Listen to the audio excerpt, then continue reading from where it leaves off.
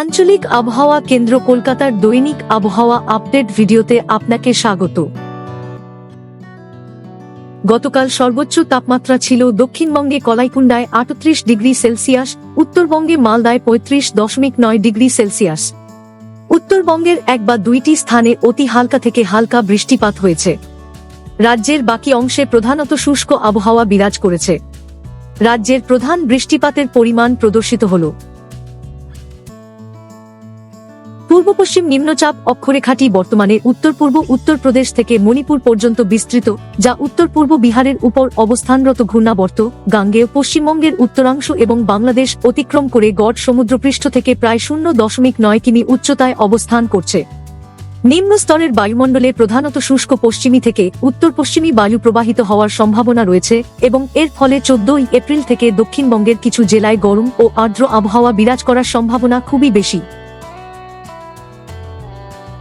আগামী 7 দিন উত্তরবঙ্গের কিছু জেলায় হালকা থেকে মাঝারি বৃষ্টির সম্ভাবনা আছে। দক্ষিণবঙ্গের জেলাগুলিতে প্রধানত শুষ্ক আবহাওয়া থাকবে, যদিও তৃতীয় থেকে পঞ্চম দিনে কয়েকটি জেলায় হালকা বৃষ্টির সম্ভাবনা আছে। আগামী 3 দিন উত্তরবঙ্গের কয়েকটি জেলায় এবং তৃতীয় ও চতুর্থ দিনের দক্ষিণবঙ্গের কয়েকটি জেলার 1 বা 2 স্থানে বজ্রবিদ্যুৎ সহ বৃষ্টি ও 30 থেকে 50 কিমি প্রতি ঘন্টা বেগে দমকা হাওয়ার সম্ভাবনা রয়েছে। আগামীকাল থেকে সপ্তম দিন পর্যন্ত দক্ষিণবঙ্গের পশ্চিমাঞ্চলের পুরুলিয়া, বাঁকুড়া, পশ্চিম বর্ধমান, ঝাড়গ্রাম ও পশ্চিম মেদিনীপুর জেলায় গরম ও আর্দ্র আবহাওয়া বিরাজ করতে পারে এবং অস্বস্তিকর পরিস্থিতির সম্ভাবনা রয়েছে। বজ্রঝড় বা বজ্রপাতের সময় নিরাপদ স্থানে আশ্রয় গ্রহণ করুন।